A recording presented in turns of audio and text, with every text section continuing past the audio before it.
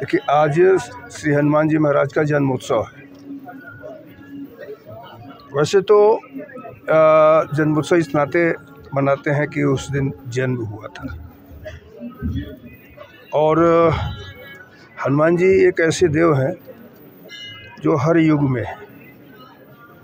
हनुमान जी सभी देवों में अत्यंत विनम्र हैं। सारी शक्ति होने के बावजूद भी वह यह मान करके चलते हैं कि हम प्रभु श्री राम के दास हैं। अहंकार से बिल्कुल विरत हैं। तो ऐसी स्थिति में अगर हनुमान जी को अपना इष्ट मान करके चलें तो व्यक्ति का अहंकार भी दूर हो जाएगा। व्यक्ति का बलवान होने के बावजूद भी ये लगेगा कि हम अपने बल का दुरुपयोग नहीं करेंगे और विनम्रता के आधार पर सभी के लिए कार्य कर सकेगा। इस नाते हनुमान जी की पूजा हम ऐसी करना चाहिए। राज्यपाल जी, आप भी कह रहे हैं लगातार कि आप जीवन में हनुमान जी की भूमिका है और मैं मान करके चलता हूँ कि जो भी है उनकी कृपा से ही है, क्योंकि जो जा पर कृपा राम कर होई ता पर कृपा करे सब कोई। तो राम की कृपा स्वयं हनुमान पर है, तो हनुमान जी को मानो ना। सुबह 4 सनातन आदि है, सनातन का अंत नहीं है। और मुझे लगता है कि सनातन को जो भी लोग मिटाना चाहेंगे धीरे धीरे अपने ही मिटते चले गए हैं। सनातन वैसे ही रहा है जैसे विश्व के सारे देशों में सब मिट गए, संस्कृतियां मिट गई, यूनान, मिस्र, रोमा सब मिट गए, जहां से कुछ बात है कि हस्ती मिटती नहीं हमारी। यह हिंदुस्तान है। हिंदुस्तान को मिटाने वाला मिटेगा, हिंदुस्तान हमेशा रहेगा। निश्चित तौर पर आज हनुमान जयंती का कार्यक्रम मैं समझता हूँ पूरे विश्व में बड़े धूमधाम के साथ मनाया जा रहा है। उसका एग्जाम्पल आप यहीं पर देख सकते हो। जाखू मंदिर में लगभग 500 मीटर लंबी लाइन यहाँ पे लगी है और श्रद्धालु लगभग सुबह 4 और 5 बजे से आना शुरू हो गए हैं।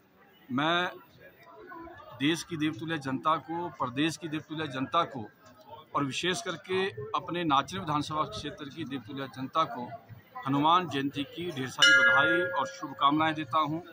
और मैं प्रभु से यही प्रार्थना करता हूं, मैं बजरंगबली जी से यही प्रार्थना करता हूं कि आपका आशीर्वाद पूरे देश की जनता के ऊपर बना रहे, प्रदेश की जनता के ऊपर बना रहे और नाचन विधानसभा क्षेत्र की देवतुल्य जनता के ऊपर आपका विशेष आशीर्वाद बना रहे। यही मैं आज के दिन कहना चाहता हूँ।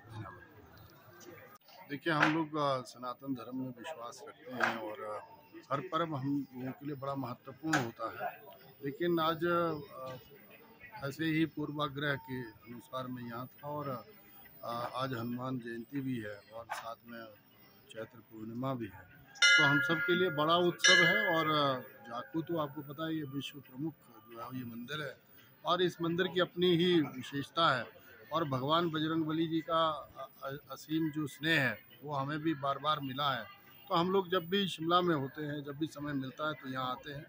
मैं अपनी तरफ से प्रदेशवासियों को और सभी भक्तों को इस जो हनुमान जयंती है हमारी, इसकी बहुत बहुत शुभकामनाएं देता हूँ। और भगवान महावीर जो है वो हम सब पर अनुकंपा करें।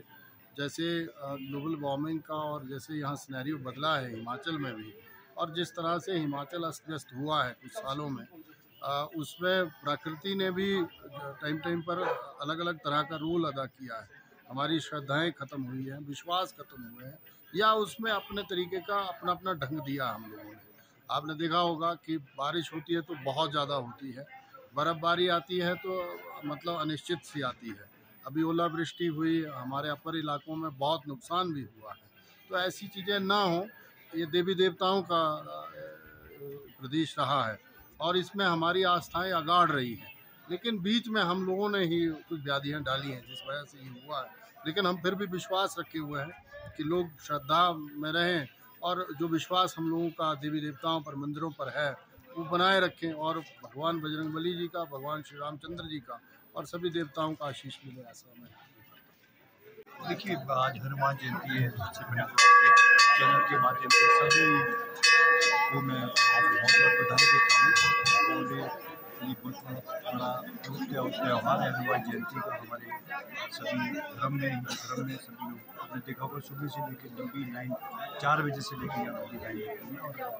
और इस हनुमान मंदिर का अपने आप में एक बहुत मान्यता है कि जिस वक्त हनुमान जी लक्ष्मण जी मूर्छित हुए थे वापसी में यहाँ पर रुके थे कुछ पल के लिए यहाँ, और संकट में और चिन्ह उनके लगे, उनके चरण भी यहाँ पड़े थे। तो एक बहुत धार्मिक आस्था, बहुत एनर्जी देने वाला ये मंदिर है। और हनुमान जी के चरणों में सबको नमन करने के लिए आए। और सबको मैं हनुमान जी से प्रार्थना करूँगी हमारे देश प्रदेश सब उन्नति और तरक्की के लिए।